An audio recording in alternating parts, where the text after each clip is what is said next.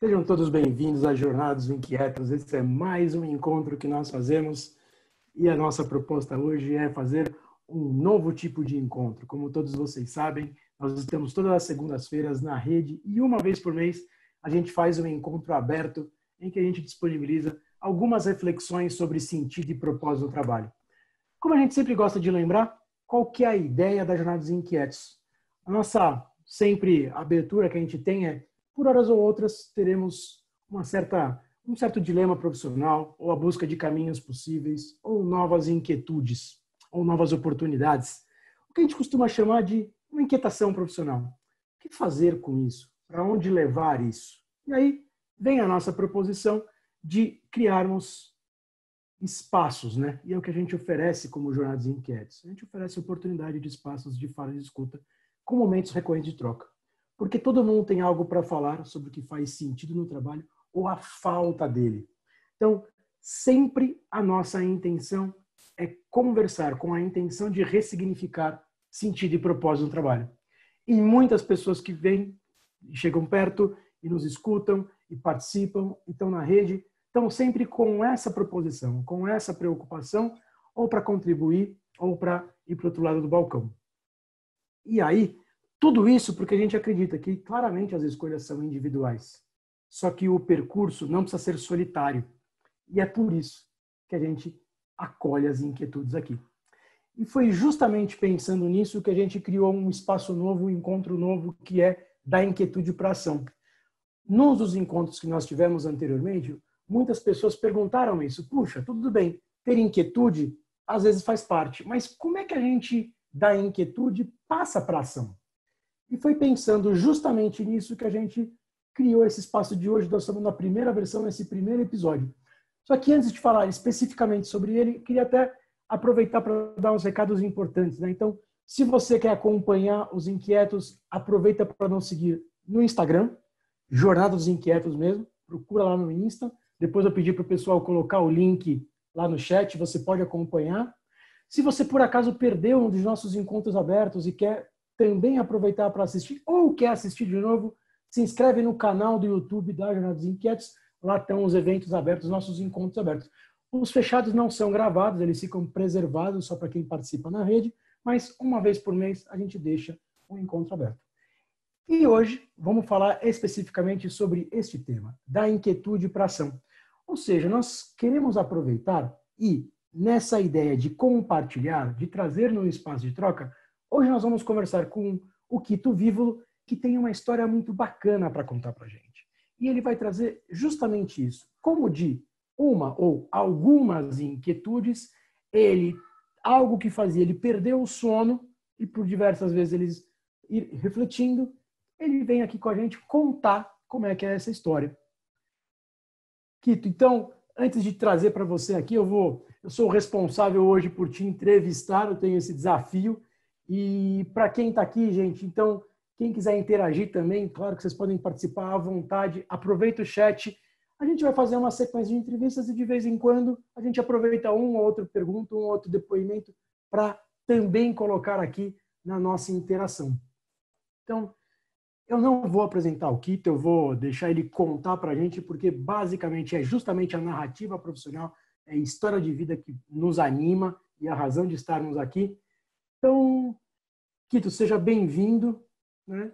E obrigado por ter aceitado esse convite da gente. Vai ser um prazerzaço você inaugurar esse espaço novo da gente, esse nosso novo encontro. E vou começar com aquela famosa pergunta. Conta um pouco, Quito, da sua história de vida, né? O que você estudou e como é que você foi parar no universo que você atua hoje profissionalmente. Fala, Cláudio. Boa noite. Boa noite para todos os inquietos que estão aqui. É um prazer estar conversando com vocês hoje. Prazer ter sido convidado pelo Cláudio para estar falando. Eu já tive o prazer de entrevistar dois dos organizadores da Jornada dos Inquietos. Verdade. Então, vou falar um pouco sobre isso. Eu tenho um podcast e a gente chega lá, que é o final da história, mas assim eu pude, além de eu ser um grande amigo do Cláudio há muito tempo, pude conhecer um pouco mais sobre o trabalho dele e também da Fabi. Mas eu acho que a minha história, eu sou de uma família de inquietos, né? Eu acho que isso tem uma coisa muito forte na minha educação. Desde pequeno eu fui estimulado a experimentar as coisas e a encarar os desafios que apareciam. Comecei estudando num colégio alemão que chamava Jardim Escola UTA, que era um colégio de bairro, e esse colégio ele me dava muita oportunidade, por ser um colégio construtivista, de experimentar muita coisa, de descobrir muita coisa. Então, eu acho que foi um primeiro momento importante na minha formação, estar numa escola onde eu tinha até aula de trânsito. Lá no fundo é o meu filho, que não sei exatamente o que faz aqui. Então, assim, eu estava numa escola que tudo eles transformavam em experiência. Então, essa formação construtivista alemã que eu tive quando eu era pequeno, tudo era através da experiência, e isso fez muito sentido na minha vida. Não à toa, meus pais me colocaram nessa escola, imagino eu, porque eles acreditavam no formato educacional. E desde muito pequeno também eu frequentei o lugar que eu trabalho, que é o NR, que hoje a gente entende que é uma empresa de entretenimento educacional, né, de educação fora da sala de aula, mas que durante anos foi conhecido como acampamento Nosso Recanto, porque essa atividade de camp, essa atividade de colônia de férias de acampamento, que veio de modelos europeus e americanos, meu avô implementou no Brasil no início da década de 50, um dos primeiros acampamentos, e eu sempre frequentei essa atividade de acampamento. E na atividade de acampamento, eu experimentava muito. Uma hora eu estava fazendo marcenaria, outra hora eu estava na sala de artes, outra hora eu estava fazendo teatro, outra hora eu estava fazendo escotismo. Então, cada hora eu estava aprendendo alguma coisa nova. E com isso eu ia na tentativa e erro, eu ia descobrindo coisas que me davam prazer, coisas que eu fazia bem feito, coisas que eu não fazia tão bem feito, coisas que não me davam tanto prazer. E por conta disso, eu acho que eu fui me formando uma pessoa que gostava de fazer coisas novas. Eu gostava de experimentar coisas novas e gostava de fazer coisas novas. E aí, quando eu chegava na minha escola e eu contava alguma coisa, a escola era capaz de bolar uma atividade para eu ensinar meus amigos a fazer, porque era o perfil da escola. E aí, quando eu ia para as férias, eu era hiperestimulado com coisas novas. Bom, de tudo isso, eu acho que eu acabei desenvolvendo muita habilidade de comunicação, trabalho em equipe, adaptação e improviso.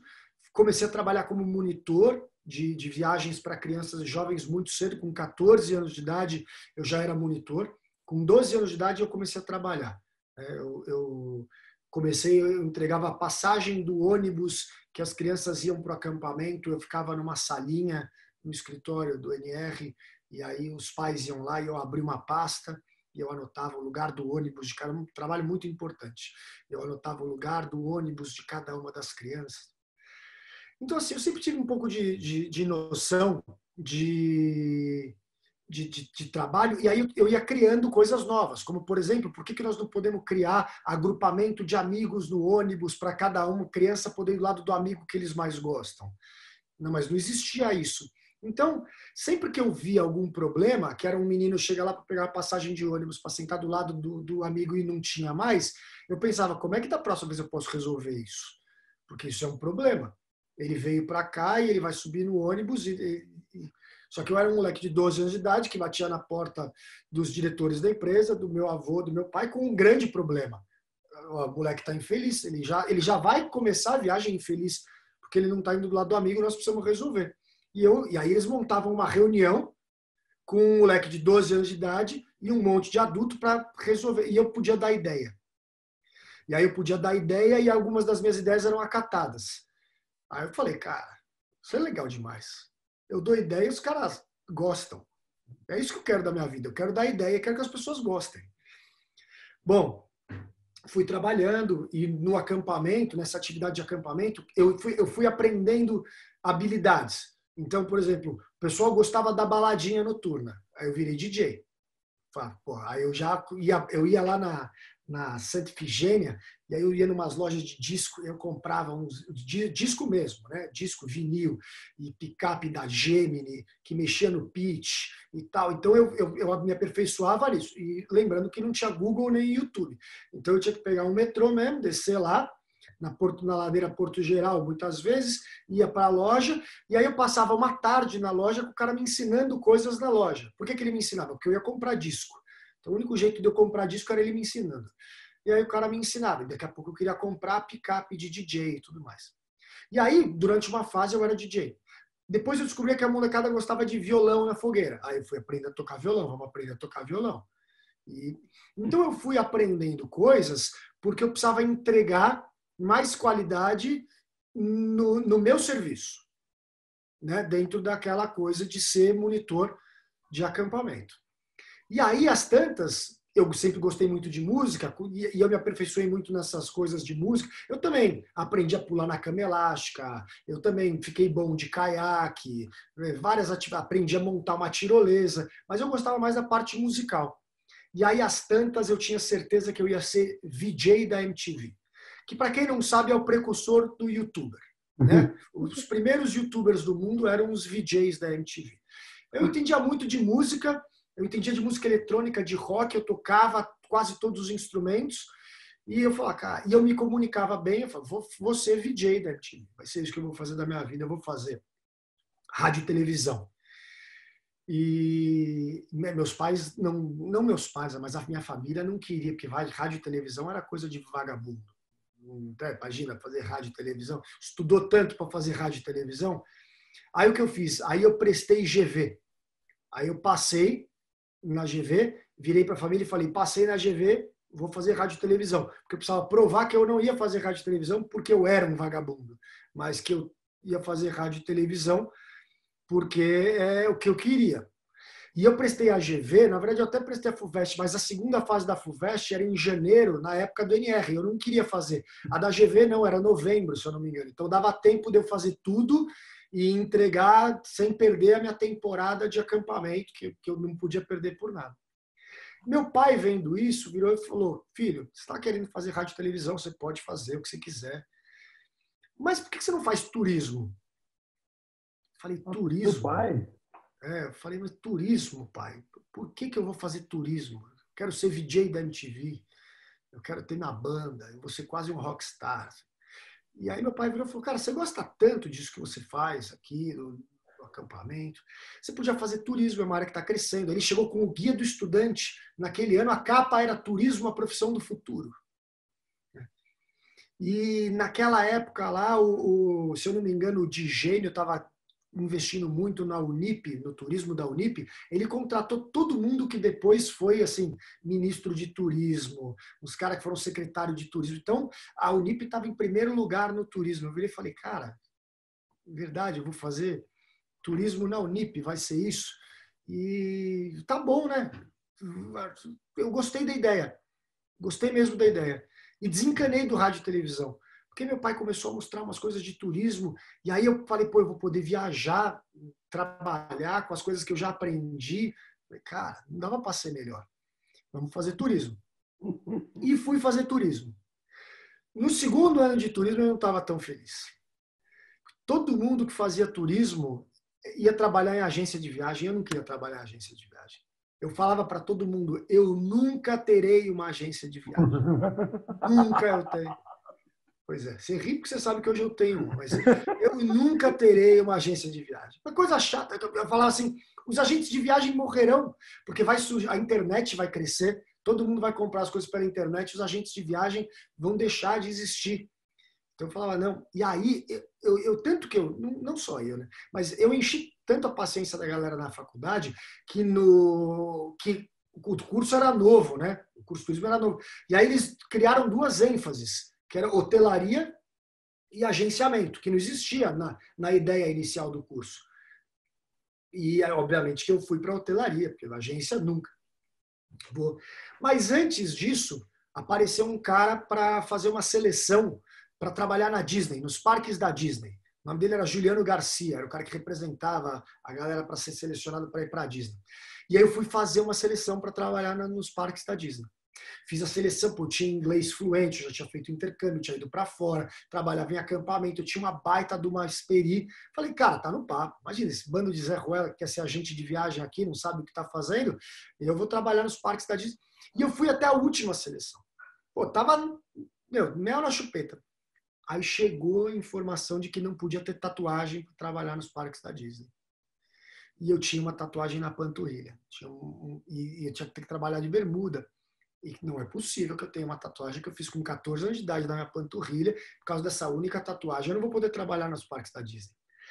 Cara, eu fui na entrevista. Eles falaram, tatuados nem venham. Tatuados nem venham. Aí eu vou. Tatuados nem venham. Preconceito é esse. Fui, peguei, tirei uma foto da minha tatuagem, um filme de 12 poses, eram mais 12 poses, porque eu precisava acabar com o filme rápido.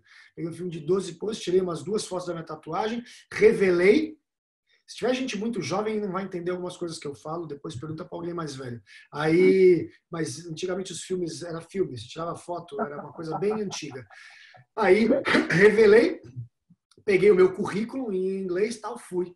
Tinha uma entrevista com o cara, fui na entrevista com o cara em inglês. Fiz entrevista com o cara, quando acabou a entrevista com o cara, eu virei e falei, ó, só tem um problema. Eu tenho uma tatuagem, tá aqui a minha foto da minha tatuagem, mas você quer muito que eu vá para lá? Não, você não vai poder para Disney, mas você vai querer muito que eu vá para lá. Então, bom, a moral da história é que eu não fui selecionado. Mas deixei a foto da minha tatuagem e deixei meu currículo com o cara. Falei, ó, e eu fiquei muito mal. Fiquei muito mal, muito decepcionado. Falei, bom, já que eu não vou trabalhar na Disney, eu vou trabalhar no Clube Med, então. E eu vou ser GO do Clube Med. Aí eu fui fazer seleção para ser GO do Clube Med. Porque eu precisava viajar, fazer alguma coisa logo, né, de diferente do acampamento. Cara, essa é uma das histórias mais loucas. Eu estava no NR, né, que é onde eu estou agora, numa temporada de férias, 6 meses depois dessa seleção. Esse cara conseguiu o meu telefone com uma amiga da esposa do meu pai. Eu não sei como, porque ele precisava falar comigo urgente. Era uma temporada de julho. Eu fiz a seleção, era um final de ano para trabalhar no meio do ano seguinte, né? E era uma temporada de julho, eu estava aqui, o cara conseguiu o telefone do NR, não sei exatamente como, e aí ele me liga. Fala, eu sou Quito, mas meu nome é Marco, né? Fala, Marco, é o seguinte, a Disney Cruise Line, a Disney tem a Disney Cruise Line, e eles abriram um segundo navio, e eles estão precisando muito de um profissional que tenha experiência e tudo mais e tal, e que tenha elaboração de atividades. Eu tinha 20 anos de idade, tá, gente? Na faculdade, 20 anos de idade. Que para liderar um grupo e coordenar e tal, você aceita? Eu falei, e minha tatuagem? Eu falei, vou para Disney Cruise Line? Não, a gente dá um jeito. Os caras estavam desesperados, Claudio. Os caras estavam precisando de alguém que bolasse. Por quê? Eles tinham um navio que chamava Disney Magic. E aí eles abriram um segundo navio que chamava Disney Wonder, que era igualzinho Disney Magic, né? Que são sister ships, que eles chamam. Só que o público que estava indo para o navio era o mesmo público que tinha ido para o primeiro. Eles chegavam no segundo navio, a programação era igual, o navio era igual, era tipo o Feitiço do Tempo. O cara chegou e pagou uma grana para fazer uma coisa igual. E aí o público estava muito, muito pé da vida.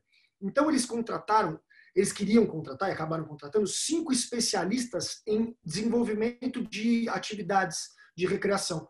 E eu era o cara no Brasil.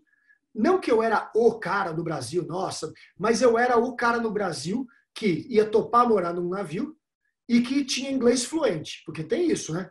Você tinha que ser bom, topar, abandonar tudo para morar num navio. Não sei se alguém já teve o prazer de fazer um cruzeiro, é uma delícia. Morar no navio é um pouco diferente. E apesar de eu ter gostado. E eu topei. Aí eu falei, cara, só tem um problema. Qual foi? Eu falei, depois que eu fui reprovado na seleção, eu fiquei tão puto com a história da tatuagem que eu fiz outra. Então agora eu tenho 2. E aí eu tinha uma na canela, né, e uma no braço. Ele falou, a do braço é fácil de esconder, manda foto. Eu falei, e a da canela? Ele falou, não, a da canela, você usa uma meia alta. Cara, usa uma meia alta. Bom, a moral da história, eu fui trabalhar na Disney Cruise Line. Fui trabalhar na Disney Cruise Line, no meu primeiro dia fazendo treinamento, os caras viraram e me deram uma bronca. Falaram, meu, é o seguinte, não vai dar para você usar essa meia, você está chamando a atenção mais que o Pateta. Porque eu andava com uma meia até o joelho. E estava lá, fui selecionado. Bom, descolei uma faixa. Eu era o único funcionário que podia trabalhar com uma faixa, enfaixado na perna. E aí eu dizia que é porque eu tinha um problema na pele, que eu não podia tomar sol. E eu não podia. E todos os adolescentes falavam, você tem tatuagem, né? Não pode mostrar tatuagem. Bom, trabalhei lá por um ano. Aí eu fiz um primeiro contrato, foi maravilhoso. Aí eles me chamaram depois para voltar como Assistant Cruise Director, né? Que é o gerente de entretenimento geral. Fui o primeiro brasileiro que não tinha inglês como língua nativa a ser Assistant Cruise Director na Disney. Foi uma baita de uma vitória para essa época. Com 21 anos de idade, então tinha uma equipe de todo mundo tinha 30, 35, 25, e eu tinha 21 e era líder de equipe. Aí eu voltei para o Brasil. E aí voltei para o Brasil porque eu não tinha acabado minha faculdade. Eu tinha prometido para minha mãe que eu ia acabar minha faculdade. E os caras me dando dinheiro e status nos Estados Unidos. Eu voltei para cá. Ainda bem que eu voltei. Tem uma passagem muito boa que meu avô falou para eu ficar. E aí eu cheguei para o meu avô e falei, vô, mas você consegue cobrir a proposta? Aquela coisa de jovem arrogante. Né? Você consegue cobrir a proposta? Ele falou, é óbvio que não. Fique feliz que eu te dou um emprego. E aí eu virei e falei, não, mas então por que eu ficaria? Ele falou, você ficaria porque aqui você tem a oportunidade de construir coisas para você. Lá você vai construir coisas para os outros. Você escolhe se você quer isso ou se você fica aqui. Eu falei, porra, ele tem um ponto. Né? Ótimo. E aí eu fiquei, me formei. Nessa de eu me formar, que eu tinha passado um ano fora, estava chegando... bom, antes disso, aí os professores tinham medo de me dar aula, alguns, porque, puta, eu era o primeiro brasileiro que foi Assistant Cruise Director na Disney Cruise Line, então, e a Unip estava abrindo um monte de unidade, então eles me colocavam para dar palestra em todas as unidades da Unip, eu ganhava crédito de nota de aula, ficando cada hora indo para uma Unip diferente para dar palestra, e aí a galera, eu dava para todos os anos, né, e eles juntavam no anfiteatro e tal, eu adorava, porque em vez de ter que estudar, eu só tinha que contar a história da minha vida. Aos 20 anos de idade, e sempre tinha uma menininha para depois tomar um chopp. Então era a coisa mais gostosa que tinha. E aí eu gostei disso, de dar palestra e tal. Aí eu falei, já sei, eu vou dar aula, eu vou ser professor, eu vou dar aula. E eu vou dar aula o ano que vem, eu vou me formar e vou dar aula. Aí, dito e feito, eu saí, eu entrei no MBA da USP. Teve a primeira turma do MBA de Economia do Turismo na USP, na FIP-USP. Eu fui da primeira turma. E aí, fazendo MBA na FIP-USP, e com minha experiência, aí eu ia dar aula. Aí eu comecei a dar aula. A hora que eu comecei a dar aula, a CVC ia trazer os primeiros cruzeiros para o Brasil. Não tinha cruzeiro no Brasil nessa época. E aí precisava preparar um monte de gente. Quem que dava curso? Eu. Não tinha mais brasileiro que manjava de navio. Nenhum voltava, porque ganhava em dólar. Então, o pessoal, ninguém voltava quando tinha status. E eu tinha voltado. Cara, eu dava aula, mas os caras fizeram muito dinheiro às minhas custas. Eu dava aula, umas empresas de turismo me contratavam, e eu dava aula para um monte de gente, fazia pós-graduação. E aí eu fui contratado pela faculdade de Vinhedo, porque com o fenômeno da abertura do Hop Hari e do Wet n Wild ali, eles precisavam formar profissionais de turismo naquela região. E aí eu fui contratado para dar aula na faculdade de Vinhedo. Bom, pós-graduação, faculdade, eu dando aula, estava tudo indo muito bem. E depois dessa minha experiência fora, eu virei para o meu pai e falei, pai, eu preciso abrir um MR fora do Brasil. Porque essa experiência fora do Brasil, ela é fundamental. A gente abre a cabeça, a gente acultura, a gente aprende a ser gente indo para fora do Brasil. Vamos abrir um MR fora do Brasil. E aí eu cheguei a visitar um clube médio desativado em Miami e tal, mas não era bem isso. E aí uma menina da minha idade, né, uma jovem de 20 e poucos anos de idade, ia casar e ela era sócia da mãe numa agência de intercâmbios em Salvador. E o marido veio transferido pela OAS para São Paulo. E aí ela veio para cá. E aí meu pai... E eles mandavam gente para o NR de Salvador. Aí meu pai foi conversar com a mãe dela, que a mãe dela foi perguntar se meu pai podia dar emprego para a filha e tal. E aí meu pai falou, mas intercâmbio? Falou, meu filho talvez queira abrir uma agência de intercâmbio. E aí foi tipo um casamento indiano, sabe? Meu pai virou para a mãe dela e falou, meu filho vai ser sócio da sua filha, eles vão abrir uma agência de intercâmbio. E eu conheci a Vitória, que é a minha sócia do NR Intercâmbio, assim, falando, ó, prazer, ela vai ser sua sócia, vocês vão abrir uma agência de intercâmbio. Eu falei, agência de intercâmbio? Mas eu nunca quis ter agência. Ele falou, mas você não queria abrir um NR fora? Você não vai abrir um NR fora. Você vai levar a gente para fora com uma agência de intercâmbio. Eu falei, pô, rapaz, que puta ideia legal. E aí a gente abriu a agência de intercâmbio. Só que eu não queria fazer uma agência de intercâmbio que nem as outras agências, porque eu queria viajar com criança, que ninguém viajava. Só que eu sabia que lá fora viajava. E aí a gente fez a primeira agência de intercâmbio para viajar com criança a partir dos 10. Na verdade, a gente começou levando criança de 8 anos de idade desacompanhado para fora, para fazer curso. Chamavam a gente de louco. Vocês são loucos. Não sei o que. A gente fala, gente, mas os europeus fazem isso, os asiáticos fazem isso. Só o brasileiro não faz isso. Né? Por que eu sou louco? Louco é gente que não faz, está o mundo inteiro fazendo. E hoje, todos os meus concorrentes fazem, né? Viajam. Antes, o intercâmbio era com 14, 15 anos de idade. E aí, por que essa faixa? O que te atraía nessa faixa etária? Por que você... Na verdade é o seguinte, Cláudio, a gente demora muito para entender que algumas das nossas definições de vida acontecem muito cedo na nossa vida. Algumas das nossas coisas, a gente muito jovem. Espera que meu afilhado me deu um tchauzinho, que ele estava aqui. Dá um beijo no Gui, Dani. Desculpa a interrupção. Então, assim, a gente acha que as nossas definições, a nossa formação de vida, de caráter, de conhecimento, de conteúdo, ela é uma coisa para a faculdade, por exemplo. E, na verdade, está longe disso, né? Está muito longe disso. Às vezes a gente vê meninos e meninas que são tidos como prodígio. Ele é um prodígio aos 10 anos de idade, ele já fundou uma empresa que rendeu milhões de reais ou milhões de dólares. Não é prodígio, teve oportunidade. Teve input, teve as ferramentas necessárias e teve uma sacada. Então, você tem menina que tem... Meu filho tem uma amiga que na escola dele, que a irmã mais velha dela tem 20 e poucos anos de idade, a menina é um fenômeno de rede social. Quando ela tinha 12 anos de idade, ela começou a vender coisinhas pela rede social. E ela era simpática, bonitinha, para a menina é milionária. A menina é milionária. A gente tem uma parceira aqui do NR, que é a VTube, que é uma das maiores youtubers do Brasil. Ela ficou em primeiro lugar com o filme que ela gravou aqui no NR em todas as plataformas do Brasil durante a pandemia. Ela ficou na frente de todos os lançamentos internacionais. Sabe como é que ela gravou o filme dela? Com parceria com a gente, indo comprar figurino na 25 de março com a mãe dela. Contratou uma produtora. E agora ela está com 19 anos de idade, mas ela começou o canal dela, ela tinha 11 anos. Na verdade, o primeiro canal dela, ela começou com 10 anos de idade. E o pai dela estimulou. E aí ela começou a ganhar dinheiro com 13, 14.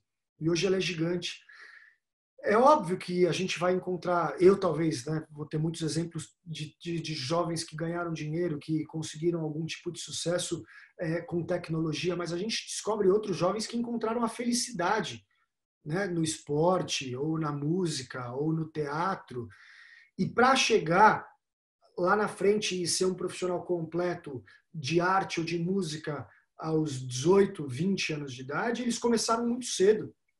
Né? Porque você não vai virar um musicista, né, super bom aos 18 anos de idade se você começou a tocar violão aos 16.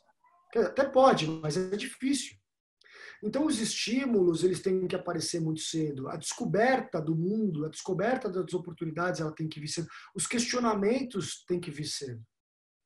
Né? Eu sou, assim, deu para perceber que eu não paro, né? E eu sou um cara que eu questiono tudo o tempo inteiro. E às vezes eu questiono sem ter razão, porque eu não tenho medo nenhum depois de falar, puta, estava errado. Cara, né? Que opinião ruim que eu tinha, mas é porque eu era um ignorante. Mas a hora que eu fui atrás, eu entendi a coisa, eu entendi que me faltava conhecimento para poder analisar o todo, né? Então, eu viajei pela primeira vez para os Estados Unidos com a minha mãe, eu devia ter uns 10 anos de idade, meu pai e minha mãe recém-separados, minha mãe queria muito proporcionar isso para a gente foi para a Disney. E foi quando eu perguntei para a minha mãe, por que aqui não se joga lixo no chão? Por que aqui nos Estados Unidos nem a gente joga lixo no chão, né? E lá a gente joga, e aqui não. Porque aqui ninguém joga. Então a gente precisa que todo mundo viaje para ver quem não joga, para voltar e não jogar. A Avenida Paulista era um nojo, gente. Era terrível. E eu tenho uma passagem muito louca. Quando eu tinha 18 anos de idade, eu estava na Sumaré, indo para uma baladinha lá perto da PUC, e aí no carro da frente tinha uma menina, e as meninas estavam tomando milkshake e tal, essas coisas todas. Elas provavelmente tinham parado naquele McDonald's da Henrique Schaumann ali, compraram, estava mó trânsito para ir para balada, e aí as tantas a menina pegou e jogou, tipo aquele negócio de milkshake, bebida, ela jogou pela janela. Eu estava parado no trânsito, e aquilo me enfureceu tanto que eu peguei e saí, e peguei o negócio e fui devolver para ela. Falei, toma aqui seu lixo, e botei para dentro. Só que a hora que eu botei para dentro, o negócio virou. Ela estava arrumada para balada, caiu um milkshake no negócio. Eu não queria fazer isso. Eu queria só devolver o lixo da menina. Tipo, tá aqui seu lixo, você não vai jogar fora. E essa história ficou famosa na PUC depois de um tempo, porque chegaram contando, um cabeludo louco que tal, e pegou e jogou um milkshake, aí o negócio cresceu. E na época minha ex-namorada fazia PUC e tudo mais, e aí ficaram sabendo que era eu. Mas é isso, a gente pega alguns inputs. Então, respondendo a sua pergunta, por que começar tão cedo? Porque é importante. Né? Hoje o Eric foi para o primeiro intercâmbio dele, o Eric é meu filho, né? Falo Eric, ninguém tem obrigação de saber, eu tenho 2 filhos, o Eric e a Luna, que são maravilhosos e diferentes. E o Eric, ele é mais tímido. O Eric, ele é um moleque mais introvertido. A Luna, não. A Luna, ela, né, é bailarina, artista, tal, ela dança. O Eric, não. O Eric é super estudioso, os dois são, e atleta, adora basquete, mas ele é mais introvertido. Era mais introvertido, né? Muito mais. E aí ele foi para o primeiro intercâmbio dele. O ano passado ele foi para Londres, ficou 2 semanas em Londres. E ele voltou outro moleque, Claudião. Ele voltou mais autoconfiante, ele voltou mais seguro, ele voltou mais questionador, ele voltou sem medo de questionar, porque eu acho que questionador todo mundo é, mas a gente talvez em algum momento aprenda a ter medo de perguntar. E o Eric não. O Eric ele voltou, ele voltou, ele pergunta tudo agora. O Eric ele teria tido vergonha de entrar aqui para pegar alguma coisa que nem ele fez agora há pouco. E agora não. Ele entra e ainda olha e dá uma risadinha. E isso, se a gente não trabalha quando a gente é criança, com 10, 11, 12, 13, 14 anos, isso vai atrasando a nossa vida a vida inteira. Então, a gente precisa trabalhar oportunidades, a gente precisa oportunizar as crianças para que elas vivenciem experiências que vão torná-las mais autoconfiantes, mais independentes, mais comunicativas, mais capazes de lidar com seus problemas, né? E sozinhos, porque a gente que é pai, a gente quer resolver tudo pelos filhos, né? Mas crescer dói, né? Crescer dói, crescer significa a gente enfrentar dificuldades e a gente tomar não, e a gente se frustrar, e a gente aprender com a frustração. E o pai e a mãe, eles não deixam o filho se desapontar. O pai e a mãe estão lá para o filho o tempo inteiro. Então, quando a gente está oportunizando isso para as crianças, seja no intercâmbio, seja aqui no NR, né, nas coisas que eu faço, a gente está dando para essa criança a oportunidade de ter repertório de vida para desenvolver habilidades socioemocionais, principalmente, que lá na frente vão ser fundamentais para um vestibular, para uma universidade fora da sua cidade, para uma entrevista de emprego, para isso tudo. E quando que você sacou isso? Então, a gente, na verdade, meu avô sempre soube, né? Eu talvez tenha demorado um pouco mais para sacar que o que a gente fazia era educação. Eu achava que a gente fazia era viagem. Explica um pouco, só para qual era o conceito anterior que você tinha e quando é que você virou a chave, então? Eu tinha um conceito muito de recreação, de lazer, de todo mundo estar feliz, de estar todo mundo entretido e de que o nosso espaço fosse o espaço mais atraente, porque os nossos concorrentes iam crescendo, investindo em infraestrutura. E aí, as tantas, eu descobri assim, tinham eventos que choviam do primeiro ao último dia. Não dava para usar piscina, não dava para andar a cavalo, não dava para ir para o caiaque, não dava para ir para o campo de futebol. com grupos de escola que vinham todos os anos. E aí os moleques iam embora falando, esse ano foi o mais legal. Eu falei, cara, mas esse ano foi o mais legal. A gente ficou tocando violão aqui, a gente fez fogueira e a gente ficou conversando e a gente inventou jogos e dinâmicas de comunicação e de interdependência, né? E aí eu fui percebendo que quando a gente obrigava as pessoas a se relacionarem, elas eram mais felizes. Quando eu dava oportunidade de um ir para o caiaque, do outro para o cavalo, do outro para a piscina, mas eu não obrigava eles a se relacionarem, existia um prazer, mas que não é felicidade, é prazer. Felicidade é você se sentir parte de alguma coisa. É você se sentir, você se sentir retroalimentado. Então, assim, é você falar e receber de volta. É você contar uma piada e receber uma risada e depois ouvir uma piada e dar uma risada. Isso é felicidade. E aí você se sente inserido num todo, mesmo que você tenha lá os clusters, né, as tribos, e você encontrar a sua tribo e a sua galera, isso é felicidade. Prazer é você jogar videogame sozinho, prazer é você assistir um filme bom no Netflix, prazer é você comer uma comida boa, isso é prazer. Mas felicidade é você pedir uma pizza com 8 amigos em casa, entendeu? E aí falar, vamos assistir um filme e vai todo mundo embora e você não assistiu filme nenhum porque o papo estava mais legal do que qualquer filme. Isso é felicidade. E aí a hora que eu entendi que isso é educação, a gente precisa educar as pessoas para isso. Se a gente não educar as pessoas para isso, elas vão ser solitárias, elas vão ser individualistas e elas vão ficar incessantemente em busca de prazer, achando que isso é felicidade. E é uma corrida sem linha de chegada, porque nunca você está completamente feliz e completamente satisfeito. Foi quando eu falei, a gente precisa investir no que a gente faz e não no que a gente tem. E aí você sabe uma parte dessa história, foi quando eu comprei uma das maiores brigas aqui no NR. Isso era início dos anos 90, meados dos anos 90, quando eu falei, nós temos que receber mais de uma escola ao mesmo tempo, porque a gente precisa colocar jovens, crianças de escolas diferentes para se conhecer. E aí falaram, mas você tá louco? De jeito nenhum. Eu devia ter uns 15 anos de idade. Daquelas, né? Desde a história da passagem dos 12, eu continuei o mesmo moleque, só aumentava o problema que eu trazia. E aí... 15 anos, Kiko. Isso. Então... Porque eu percebi que chegava uma escola, eu virava para os moleques e tinha um moleque muito legal que tocava violão. Eu falava, mano, você precisava estar aqui a semana passada, cara. Cara, tinha um moleque que tocava piano. Se tivesse você tocando violão, ele tocando piano, puta, ia ser legal pra caramba. E aí os moleques falavam, mas por que não traz a gente junto com eles então? Eu falei, não sei. Não sei. E aí vinha um outro, e aí o moleque jogava basquete pra caramba e falava, meu, duvido que vocês ganhariam no desafio, porque vocês jogam bem, mas o cara da escola da semana passada jogava muito melhor. Eu falava, mas por que não traz a gente junto com eles? Pô, não sei.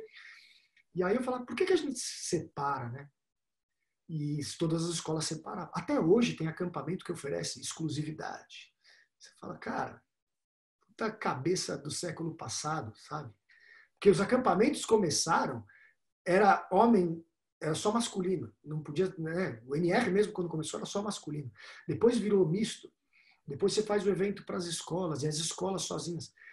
E aí a gerente do NR na época, a Márcia, que Deus a tenha, uma das mulheres mais magníficas que o mundo já teve o prazer de receber, ela se preocupava muito com o NR.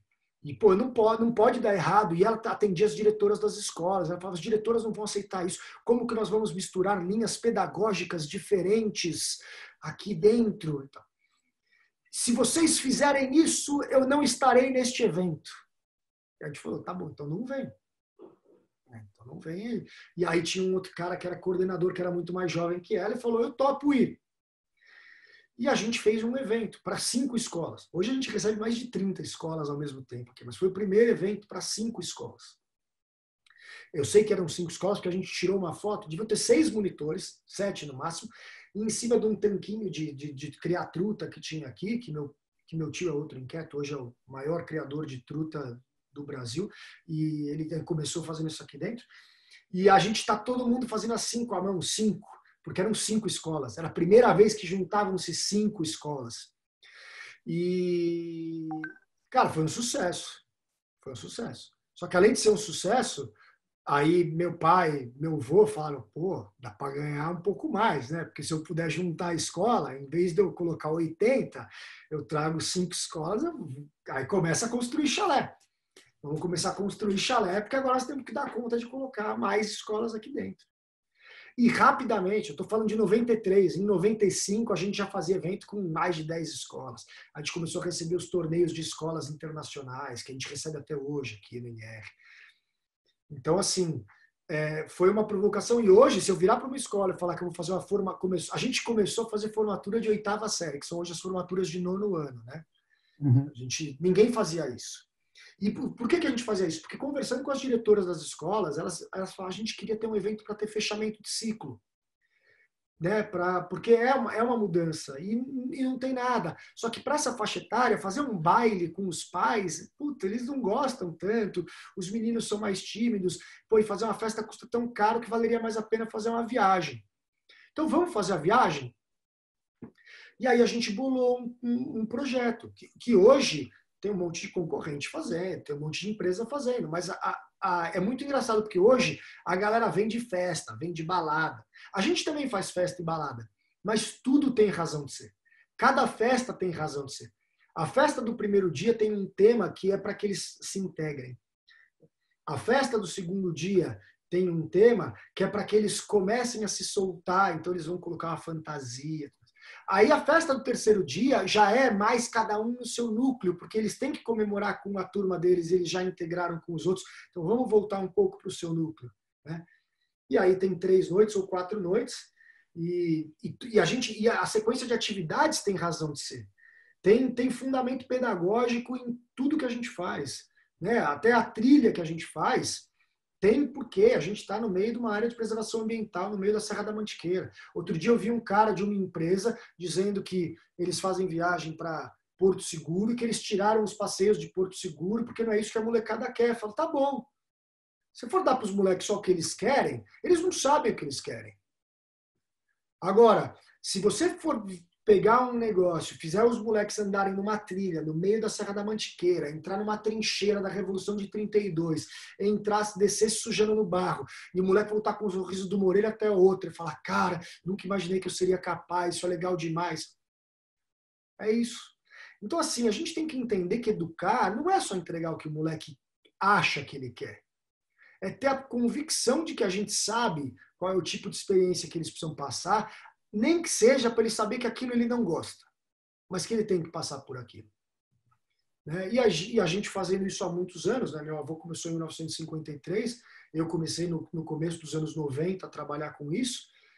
É um aprendizado atrás do outro, mas é também muito difícil, né, Claudio? Não tem apoio nenhum, não tem apoio do governo, não tem apoio de ninguém. É complicado. A concorrência o meu concorrente vem oferecendo MC qualquer coisa, com umas músicas que só falam atrocidade, e a gente não toca nenhuma música que fale um palavrão aqui dentro, entendeu? A gente tem filtro do tipo de música que toca para os moleques ouvirem.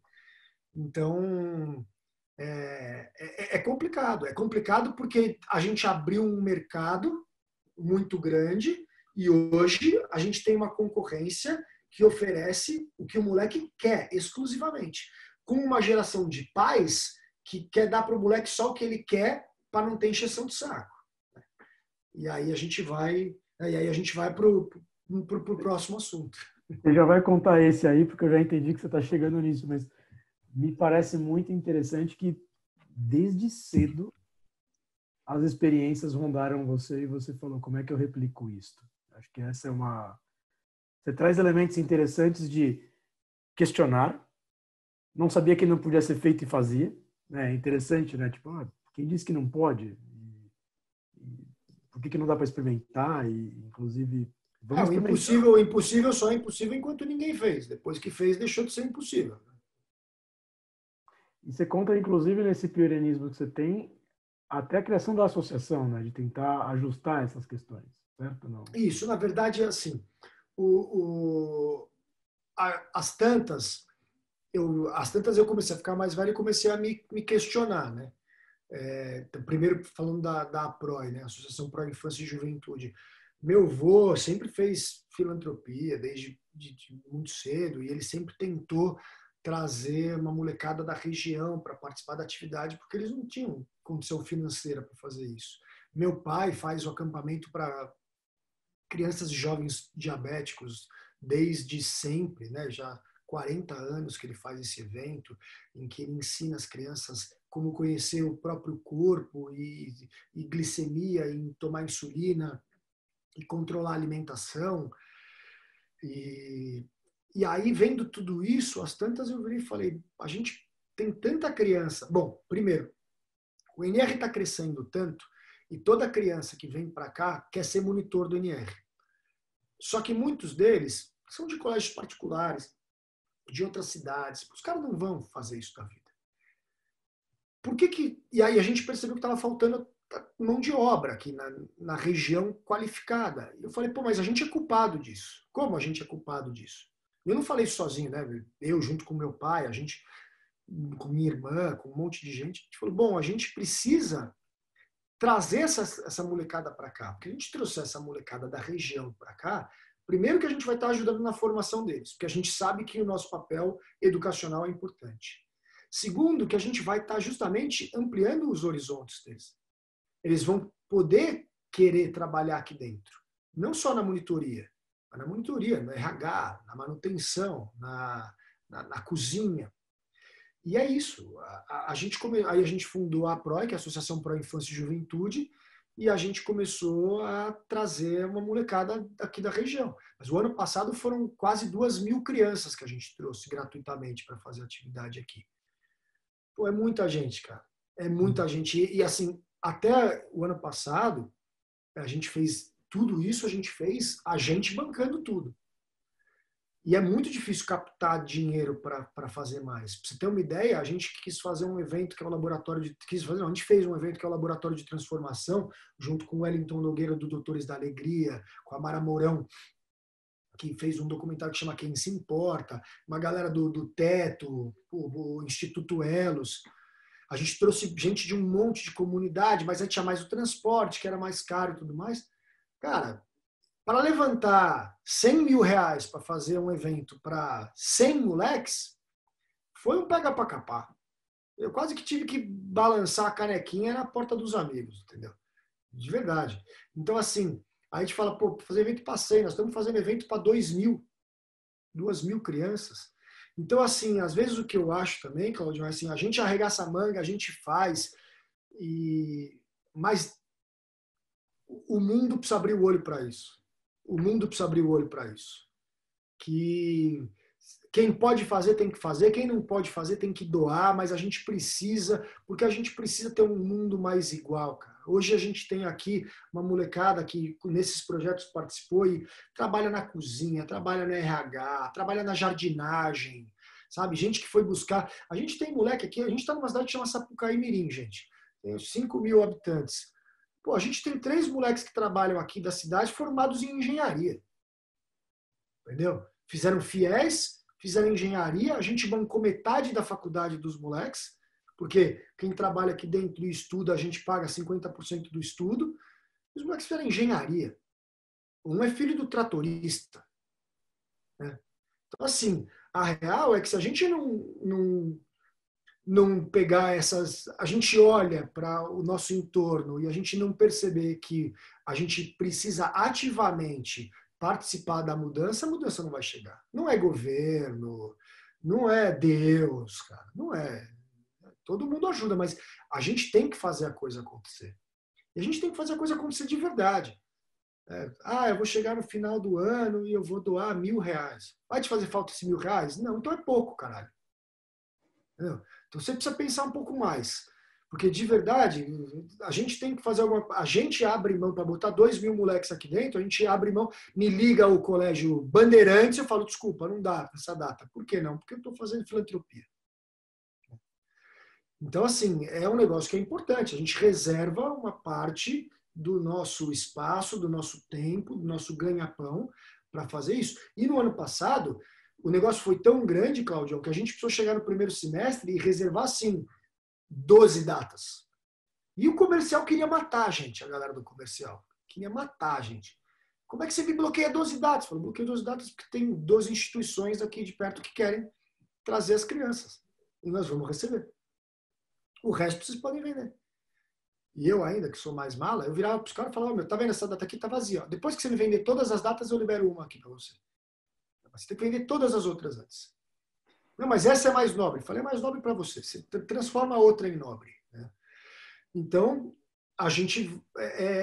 esse foi uma das coisas que a gente criou para que a gente possa amplificar esse nosso resultado e que no futuro a gente possa ter aporte de fora para cada vez trazer mais gente de mais longe para participar de uma experiência que hoje, se a gente recebe aqui o Bandeirantes, o Dante, o Miguel de Cervantes, o Santa Cruz, a Avenues, o St. Paul's, né? Vou falar no Rio de Janeiro o Liesing, a Eleva, né? Todos os maiores, de Belo Horizonte, o Magno, o Bernoulli e tal, as primeiras do Enem, todas essas frequentam o NR.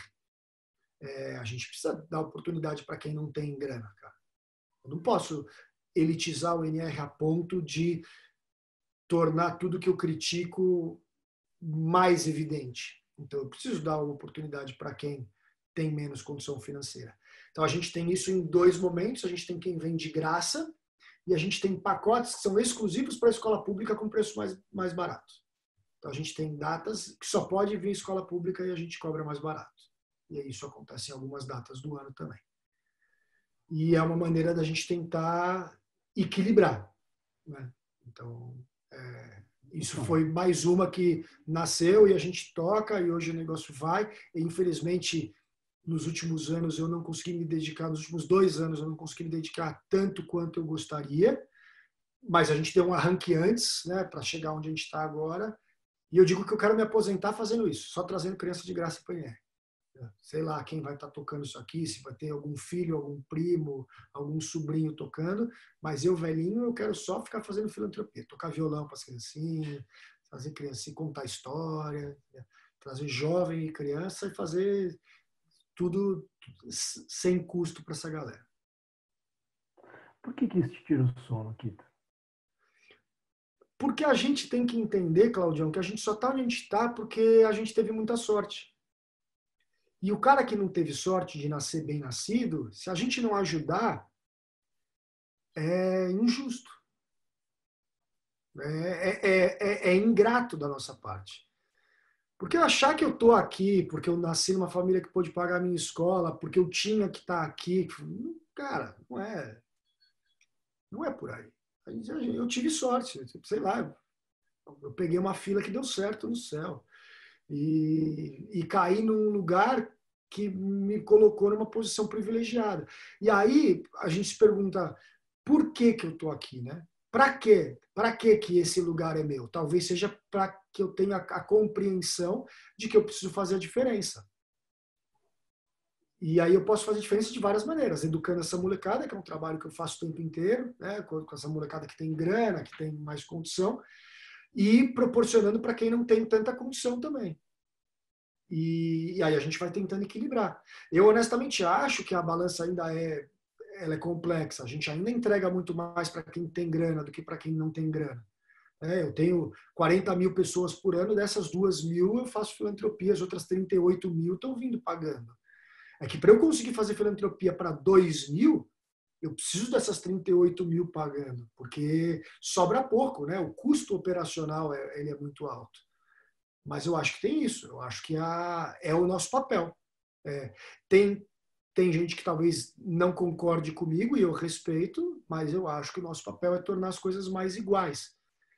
Para que a vida dos nossos filhos e dos nossos netos seja mais legal. Porque eu acho que o mundo mais igual, ele é mais prazeroso de se viver. Porque a gente sofre muito a dor do outro, sem perceber muitas vezes. E a gente é punido por isso também, porque a dor do outro volta na sociedade com violência, volta com corrupção, volta com desigualdade, que gera uma série de questões sociais que nos afetam. Então, quanto mais a gente trabalhar para ter a igualdade, menos a gente vai sofrer com essas coisas que nos incomodam. Então, tem um quê de estou fazendo por mim também, né? Porque, no final das contas, a gente não é só pelo outro, eu acho que é pelo equilíbrio. Tem que fazer pelo outro para que haja o equilíbrio me coloca numa situação mais confortável e mais prazerosa. E ao mesmo tempo, pelo que você está trazendo, né? Se eu resolvo só para mim, o restante volta. Não tem resolver só para mim. E esse é o raciocínio interessante que você está trazendo. Enfim, vou aproveitar para dar o gatilho para uma próxima pergunta, Kito. A inquietude dar oportunidade, né? Me traz um pouco... Você percebeu que aprimorar a experiência do NR não sendo simplesmente algo de lazer e prazer, e sim de aprendizagem e reflexão, e até de desenvolvimento de, enfim, soft skills. Cada um vai usar um nome em relação a essas. Foi o que te fez aprimorar essa primeira camada da década de 90, aparentemente. Eu não sei, me corrige, tá? Para nós é muito importante pegar a tua inquietude aí. Eu acho que é por aí, Claudio, mas eu acho que é muito louco, porque por meu avô, que fundou o Colégio Friburgo, foi um dos primeiros colégios construtivistas de São Paulo, e aí depois ele fechou a escola, porque ele percebeu que a escola tinha o lance da nota, do passar de ano, do que ele era contra. E ele também percebeu que quando ele ofereceu o acampamento em várias escolas, algumas escolas não queriam vir para o acampamento porque tinham medo que ele roubasse o aluno para o Friburgo. Perfeito. E ele acreditava tanto na experiência do acampamento, né? Na verdade, essa experiência fora da sala de aula, que ele vendeu a escola para ficar com a empresa de experiências vivenciais educacionais. Então, ele já tinha isso. Só que talvez ele não tivesse uma... ele nasceu num mundo completamente diferente. Então, ele estava quebrando algumas barreiras, mas tinham outras barreiras para serem quebradas. Então, ele, por mais que fosse um baita de um visionário, ele, ao mesmo tempo, ele, quando começou com um acampamento só para meninos. Depois ele fez o misto, mas ele também defendia que cada escola tinha sua linha pedagógica. Então, era muito louco, porque ele tinha que ir quebrando alguns dos preconceitos dele. E eu talvez tenha sido uma das pessoas, junto com meu tio, junto com meu pai, né, junto com outras pessoas que trabalham aqui, que proporcionaram esses momentos de quebra de paradigma na vida do meu avô. Só que ele foi um cara que me ensinou que eu não posso de cara dizer não. É aquilo, comecei com 12 anos de idade, depois com 15 eu trazia questionamentos para a mesa, e ele falava, não, vamos ouvir o que o menino tem para dizer. Vamos ver o que ele tem para falar. E aí, a partir daí, a gente tomava as decisões. Às vezes, num processo muito mais moroso do que eu gostaria que fosse. Mas isso eu também aprendi, que às vezes não é na paulada, não é na porrada que a coisa vai. Você pode identificar um problema, mas você tem que entender qual é a melhor maneira, qual é o melhor processo para você transformar uma inquietude em uma nova realidade. Porque na porrada, às vezes, o negócio não vai.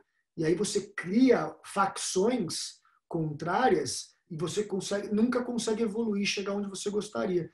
Agora, quando você vem e você abraça uma jornada de transformação, fala, legal, eu acredito nisso, mas a gente vai dar um passo de cada vez, aí a chance da coisa dar certo é muito maior.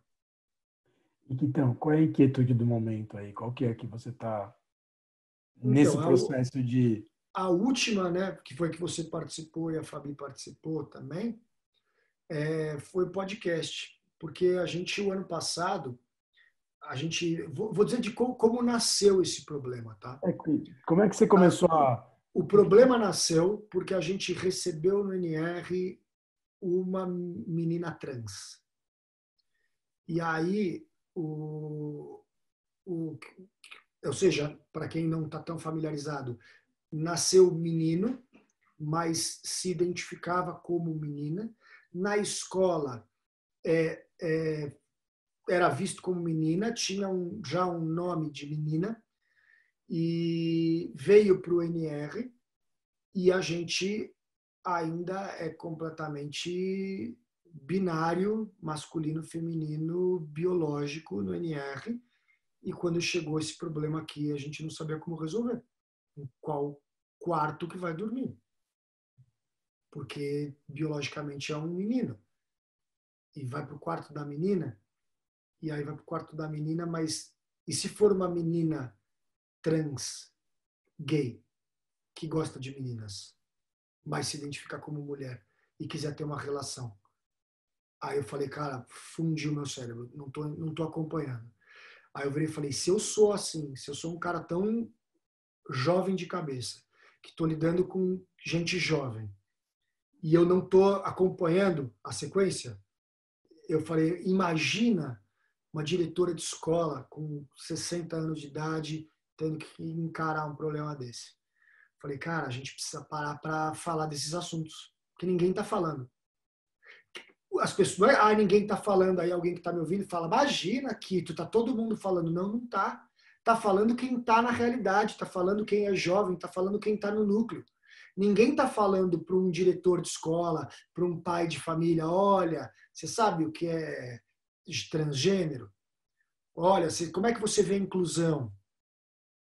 Então, assim, a gente tem um mundo onde você tem pessoas de uma camada socioeconômica altíssima que falam as maiores atrocidades sobre assuntos fundamentais.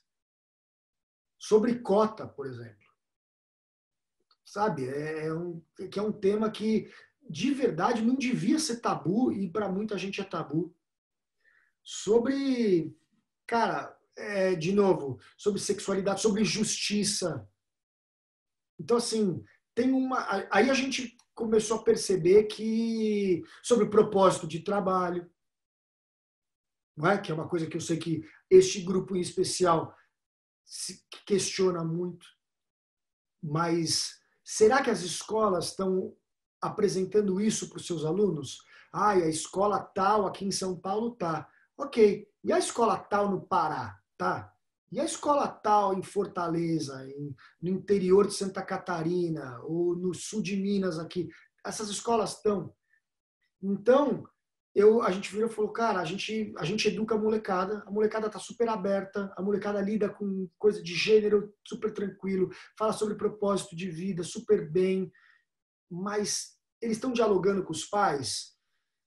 Como que isso está rolando dentro de casa, por exemplo? E foi aí que surgiu a ideia de fazer um podcast, de criar um podcast, e esse podcast recebeu o nome de Faxina Mental, porque a gente entendeu que assim, esse eu tenho muito orgulho de ter dado o nome, porque eu vou dizer que assim, eu odeio fazer faxina e eu adoro a faxina pronta, né? Então assim, começar a faxina é muito ruim, mas a hora que você começa a fazer faxina, aí você encontra foto antiga, aí você encontra os negócios legais, aí você arruma, é legal. Fazer faxina é legal. E era isso que a gente queria. A gente falou, cara, a gente precisa fazer uma faxina no nosso cérebro. E ela vai ser difícil, a gente vai convidar a galera para fazer faxina, e não para empurrar a sujeira para debaixo do tapete.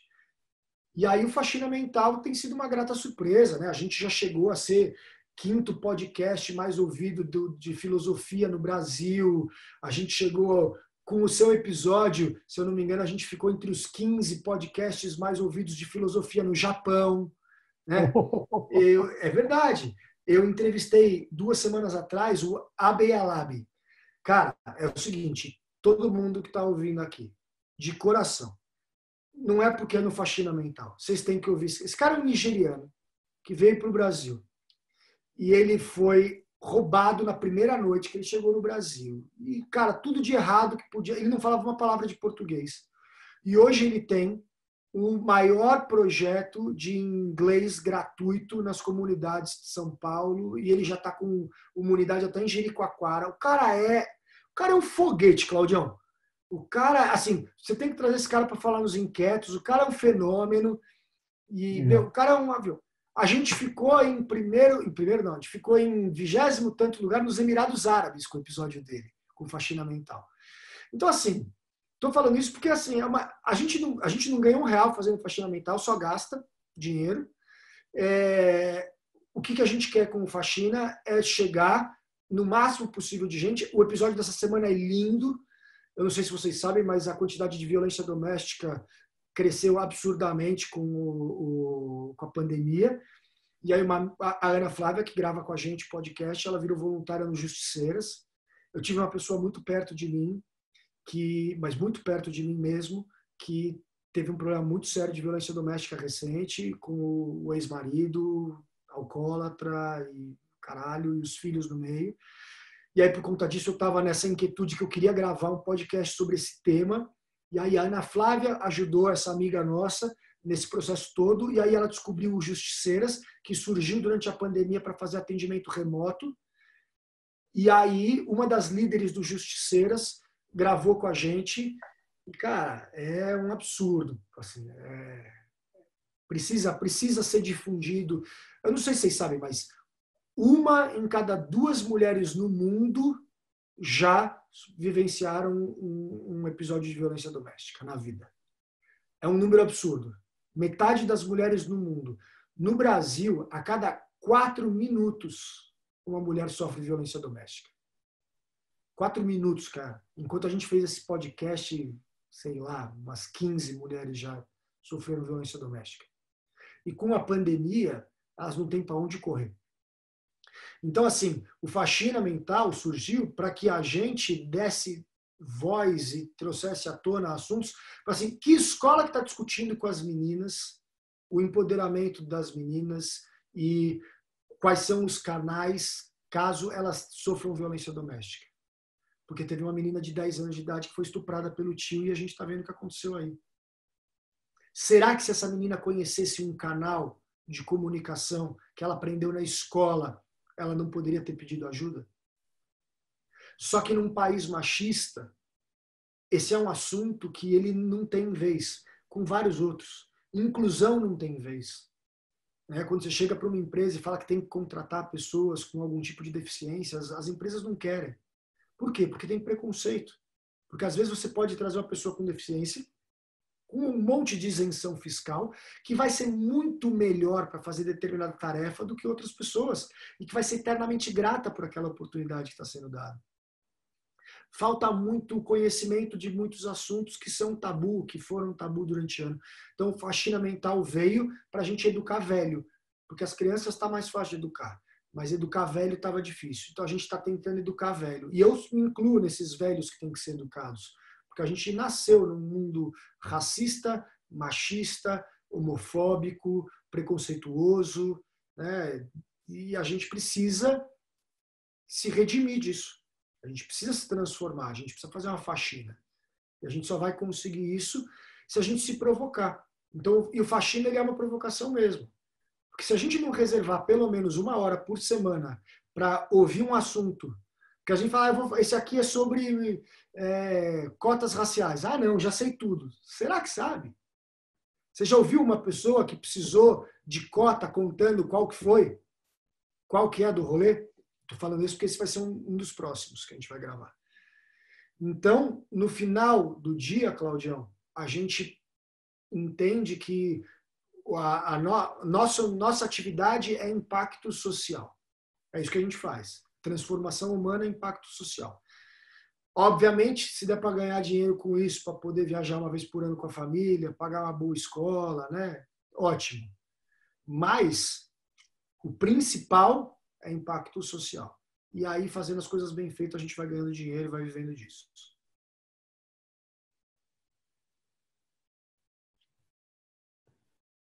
Eu acho que eu caí. Quito. Fala. Não, eu tô aqui ainda. Claudião, Não, tá aí? eu tô aqui?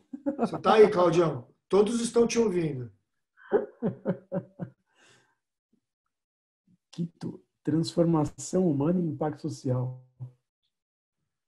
Mas as pessoas acham que eu sou um animador de buffet quando eu falo o que eu faço. Mas nada contra o animador de buffet.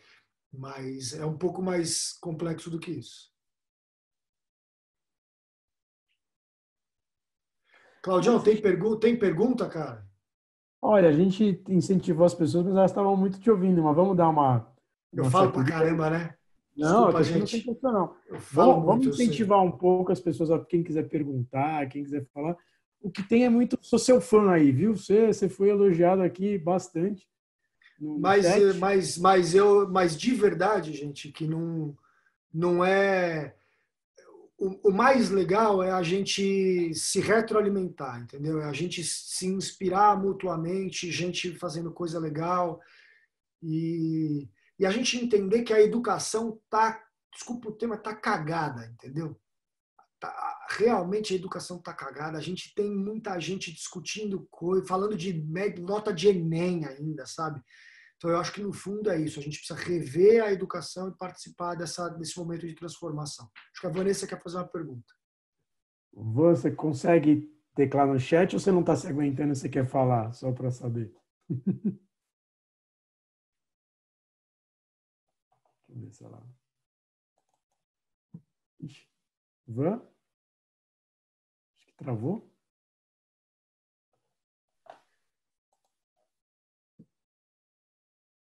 Acho que travou. Poxa vida, ninguém vai me fazer nenhuma pergunta. Ninguém quer saber nem para que time que eu torço. Eu torço para o Lakers, que joga amanhã. Porque Como é que você... basquete é menos competitivo que futebol. Fala. A Van aqui. Conseguiu, Van? A gente está em pouca gente. Eu vou fazer o seguinte, peraí. Vou te desmutar, vai. Aproveita para perguntar. Ah, isso sim. Ah! Eu falo muito, então eles não me deixam, eles me multam, entendeu? Kito, eu não sabia que era você da Faxina Mental, eu ouço, adoro, nem ouvindo a tua voz, eu sabia, mas parabéns, é um trabalho lindo, é engraçado, é inteligente, mas o que eu queria dizer para você é que eu fui professora, e quando eu era professora, às vezes eu queria dar umas aulas que doía, sabe? Porque a gente tem que pensar em algumas coisas. E eu vou dizer que a tua fala hoje doeu em mim. Mas é um duê bom. É um duê que a gente precisa. É um duê de chacoalhão, tá? Pelo que você tem feito, pelo seu caminho, pelas reflexões que você tem. Então, eu quero que você saiba que eu saio daqui doendo, mas é um doer de maturidade, de necessidade, e para a gente construir esse mundo aí que você está falando e que precisa tanto da gente. Só quero te agradecer. Obrigado. Era Que bom isso. que bom que você gosta do Faxina. E eu acho que assim, a gente tem que entender uma coisa que eu falo muito pro meu filho, né? Assim, sentir a dor é uma coisa que é incontrolável. Sempre que chega uma coisa na gente que dói, a gente não tem controle. Sofrer é a opção. Então, a gente precisa receber esses inputs e tentar, de alguma maneira, transformar isso em ação ou ver como que a gente pode mudar, né? fazer alguma mudança positiva a partir disso que nos incomoda. E é isso, eu acho que se a partir daí a gente for mudando, meu avô falava uma coisa que era muito bonito, né? Às vezes chegava aqui, a gente fazia um trabalho maravilhoso, e aí no último dia, sei lá, alguns moleques pegavam e quebravam o quarto. Aí eu virava e falava, putz, ninguém entendeu nada, né? Que a gente tentou passar. Aí eu falava, se 1% dos que estão aqui aprenderam, valeu a pena. A gente não precisa transformar todo mundo. A gente quer transformar todo mundo. Mas se 1% aprendeu e levou, esse 1% vai transformando, e aí devagar a gente vai transformando. Então a gente tem que entender que é difícil mudar o status quo, mas a gente não pode se dar por vencido nunca. Então, deixa eu aproveitar. A Paula também está pedindo para liberar o microfone dela. Estou liberando, Paula. Aproveita para você perguntar também. Mas você vai ter que, acho que apertar. Você está com possibilidade de liberar. Vê se você consegue liberar. Isso. Boa noite. Tudo bem? Boa noite, Paula. Tudo isso é muito novo para mim. Eu não conhecia nada do Inquietude. O NR eu já ouvi falar, porque eu acho que eu tenho sobrinhas, filhas das minhas amigas que talvez já tenham participado. Eu gostei muito quando você falou de impacto social. Eu acho que toda empresa deveria ter esse propósito. E eu fiz um curso ano passado, na FIA. A FIA ela tem um curso que chama GESC, que ela atende tanto essas entidades, as ONGs, né, as OSCs, como pessoas que podem ser consultoras sociais. Eu fui uma aluna de consultora social para conhecer algumas dessas ONGs. Eu queria saber de que forma que você faz a captação desses recursos, se você tem algum projeto, algum planejamento dentro do NR para que você consiga dar continuidade nisso. Então, a gente fundou, Paula, a APROI, Associação Pró Infância e Juventude, que a gente é uma OCIP hoje. E através da APROI a gente tenta fazer captação. Mas é o que eu falei, a gente capta muito pouco. A gente não consegue vultuosas quantias captando. Eu te diria que pelo menos 90% do que a gente faz hoje é o NR que banca. Então é quase como se fosse uma fundação, né, uma associação do NR. Mas eu quero no futuro mudar isso, porque eu acho que a gente cada vez mais vai mostrar a seriedade do nosso trabalho e, consequentemente, a gente vai ter pessoas acreditando, porque tem gente querendo botar dinheiro em iniciativas, elas precisam acreditar nas iniciativas para colocar dinheiro. Então, é muito difícil quando a pessoa não conhece o propósito do trabalho que a gente faz, botar dinheiro e falar, eu vou botar dinheiro para a criança ir passear e se divertir. Não, eu vou botar dinheiro para essa criança fazer alguma outra coisa. Só que não é passear e se divertir. Primeiro que eu acho, não sei se vocês assistiram o Roda Viva do Emicida, mas eu acho ridículo esse tipo de colocação. Eu vou botar dinheiro para a criança ir lá passear e se divertir. Também, porque ela também tem direito a isso. Então, se criança rica pode, criança pobre deveria poder. Mas mais do que isso, as pessoas não entenderam ainda que o aprendizado pela experiência é um dos maiores aprendizados. E quando você pega uma criança, um jovem, de uma comunidade de Heliópolis e traz para a nossa realidade aqui e dá para ela a oportunidade dela ser ela e ela descobrir que existem pessoas que acreditam nela, esses 2, 3, 4 dias que eles passam aqui podem ser transformadores.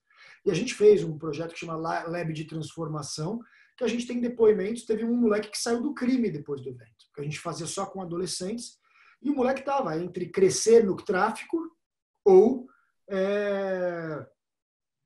ele participar da Unas Heliópolis, né, que é a união do núcleo de moradores de Heliópolis. E o Reginaldo, a gente gravou, o Reginaldo conta isso no Faxina Mental, que é o programa que eu fiz com ele, que a gente fala sobre o Lab de Transformação. E ele conta desse menino. E aí ele está lá, o cara que é o responsável pelo núcleo jovem da Unas Heliópolis, que é o maior núcleo jovem de favela do Brasil. Ele fala que o melhor evento que eles já fizeram foi com a gente do NR. E a gente foi conseguir captação pedindo dinheiro na época para a Ambev, porque a Ambev tinha um projeto que chamava Na Responsa, que era de consumo consciente de bebida alcoólica e para que os jovens não consumissem bebida alcoólica. E, sem querer, eu fui parar nessa reunião com eles, porque Na Responsa, se você abreviar, é NR. E aí, quando falaram que precisava marcar uma reunião com o NR, marcaram com o cara da Ambev e eu. E aí eu baixei na reunião da Ambev e para falar do laboratório de transformação, e o cara só me ouviu porque eu estava no lugar errado, na hora errada, e ele teve que me ouvir, e aí ele gostou, e aí a Ambev deu uma grana pra gente. Porque quando eu explico, ninguém me recebe, entendeu? Mas dessa vez o cara me recebeu porque deu errado, e aí ele gostou tanto que eles aportaram dinheiro no projeto por 2 anos seguidos. Mas eu espero que você continue, porque nesse curso eu tive a oportunidade. Existem muitas entidades que conseguem essa captação, inclusive às vezes de empresas importantes. Eu acho que talvez você tenha que... depois posso até te passar o link do coordenador desse curso, que é uma pessoa bem interessante de se conversar. E nesse curso, inclusive, tem uma matéria que só fala sobre captação de recursos para entidades, para essas fundações.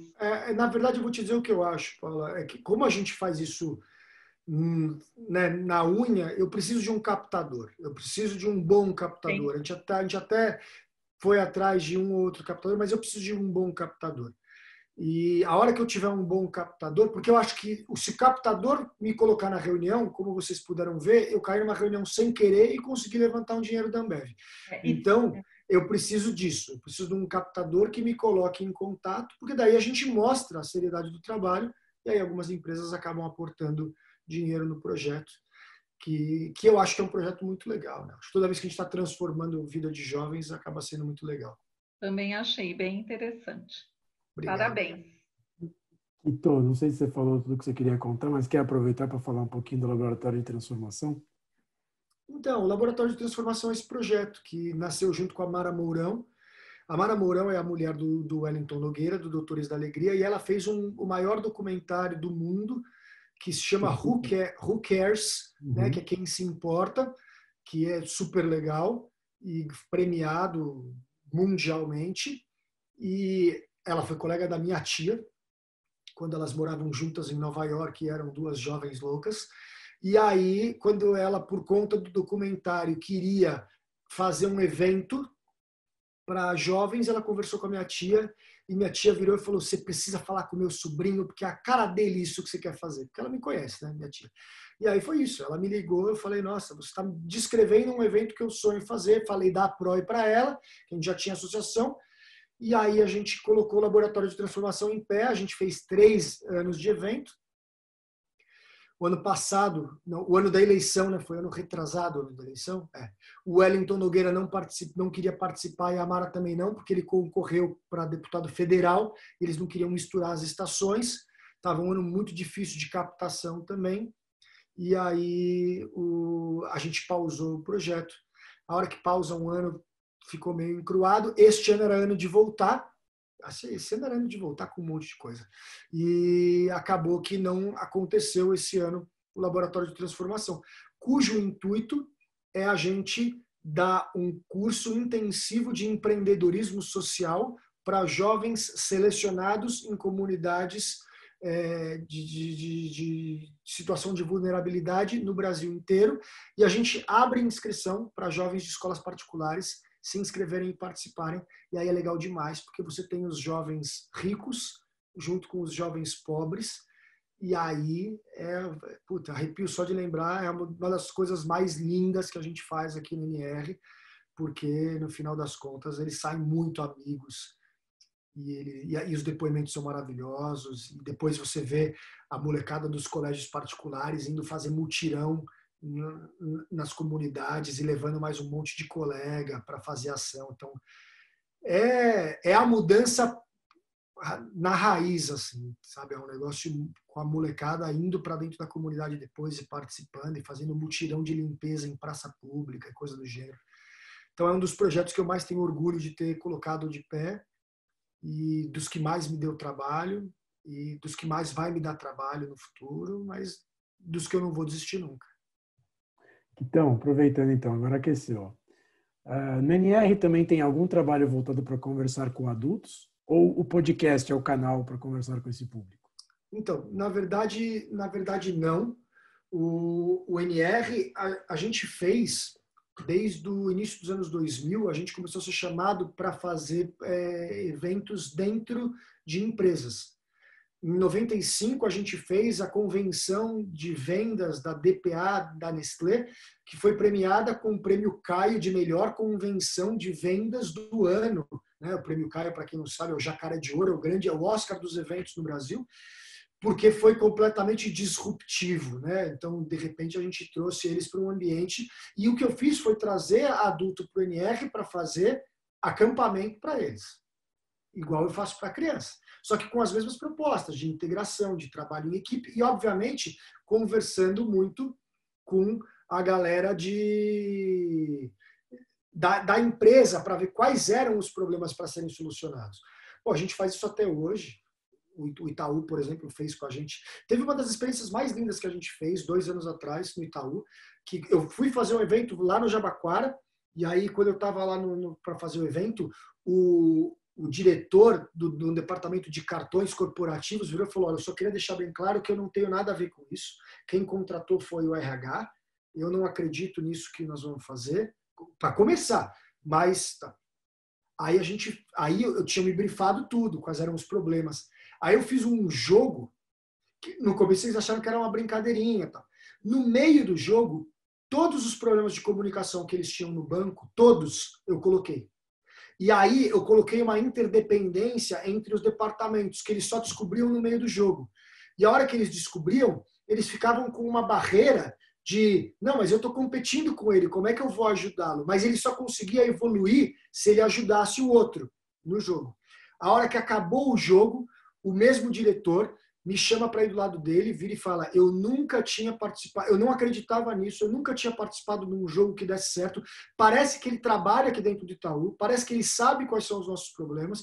Se vocês levarem metade do que a gente fez aqui para o dia a dia, nossos problemas estão solucionados.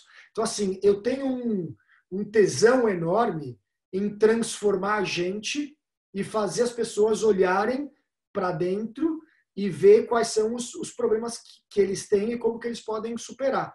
Só que a gente faz isso com criança e a gente transformou isso para adulto. Então, a gente já fez com Coca-Cola FEMSA, com Itaú Unibanco, com o Whirlpool, com Genzyme, que é uma farmacêutica, com a Roche, com um monte de empresa. E a gente está com um projeto, eu e o Cláudio, aí, para daqui a pouco a gente entrar em escolas. Né? Como a gente tem muitas escolas, a gente... Na verdade, eu e o Cláudio, a gente é amigo de longa data. Mas essa aproximação profissional ela veio justamente porque eu, o Cláudio, a Fabi, a gente está tentando buscar trazer uma metodologia conjunta do que eles têm feito com o Instituto Trabalhar e outras iniciativas profissionais, junto com o que a gente tem feito dentro do NR e com o nosso know-how de educação de tanto tempo e de fomentar essas experiências humanas. Era para ser esse ano, eu acho que vai ficar para o ano que vem, mas a gente deve, num futuro muito próximo, lançar algumas coisas para a área educacional, principalmente. Eu também acredito, Kito, que a Jornada dos Inquietos um dia tem que ser no NR, viu? Olha, você sabe que eu vou sempre falar sim antes do não. A gente só vai ter que ver como que a gente faz para viabilizar. Mas é isso, a gente recebe tantos eventos aqui e é tão possível quanto a vontade de realizar. Então, é isso. Querendo, a gente faz acontecer. Muito bom. O Caio comentou, enquanto você falava das iniciativas do Laboratório de Transformação, que o Jang Diniz, fundador do Grupo Ser Educacional, tem o Instituto Êxito, que apoia projetos como esse. Então, o pessoal está aqui dando dicas aí também em relação a como pensar e também poder contribuir, porque a sua iniciativa é tão bacana, eu acho que todos que estão te ouvindo aqui, como a gente fala, na segunda-feira para nós, na Jornada dos Inquietos, a gente fala que é Thank God's Monday, porque ao ressignificar sentido e propósito no trabalho, a gente pensa a segunda-feira como se fosse, puxa, que legal, é segunda-feira, vai ter Jornada dos Inquietos. Porque a gente vai ouvir jornadas, a gente vai ouvir histórias, a gente vai ouvir narrativas profissionais que vão contar pra gente, puxa, olha que bacana, olha que legal, olha como é possível. Né? Mas uma coisa que eu não falei, Claudião, que eu acho que é importante, desculpa te cortar, que tem dia ruim também, cara. Eu já pedi demissão 4 vezes e não me deixaram sair da minha empresa.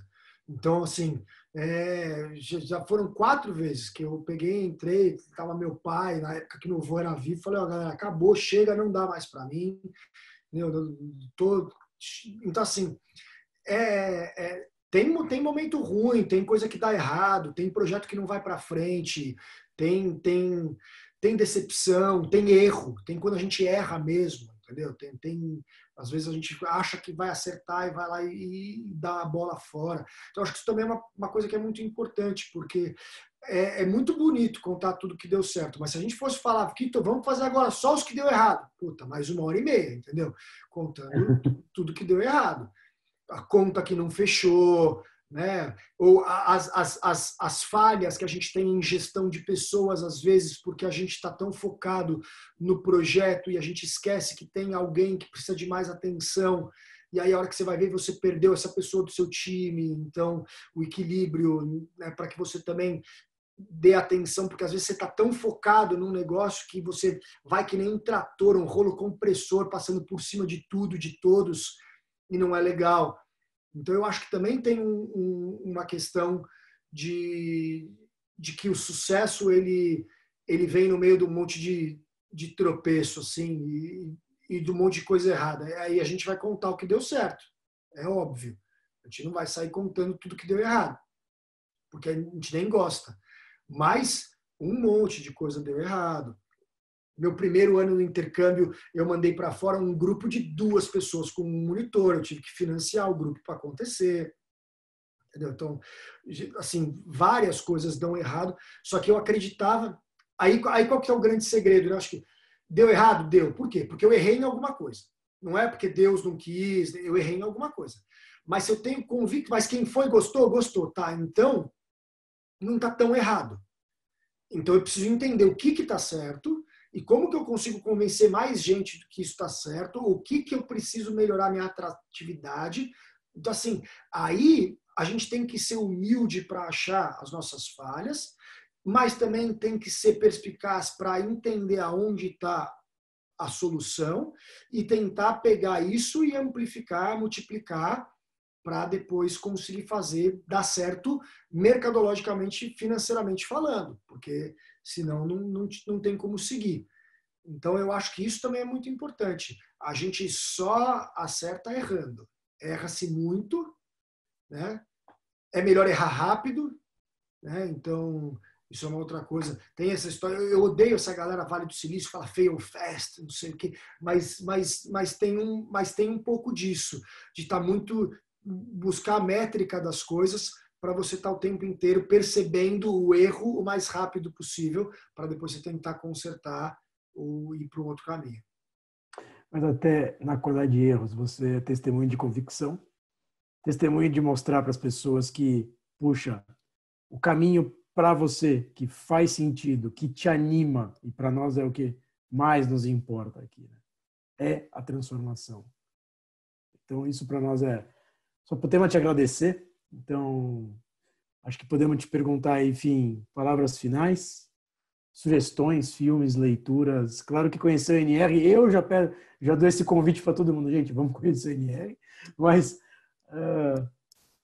um filme, um livro, uma reflexão.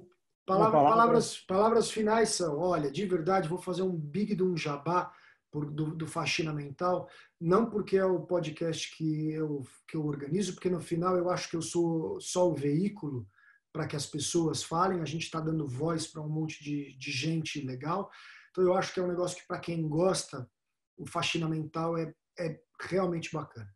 Parabéns pela iniciativa de vocês, eu gosto muito de iniciativas como essa, você sabe, né? Quando você me convidou foi de bate-pronto, queria agradecer o tempo de vocês, eu acho que nosso tempo é sagrado, espero que de alguma maneira alguma coisa que eu tenha dito possa impactar positivamente o dia, o momento, a vida de vocês.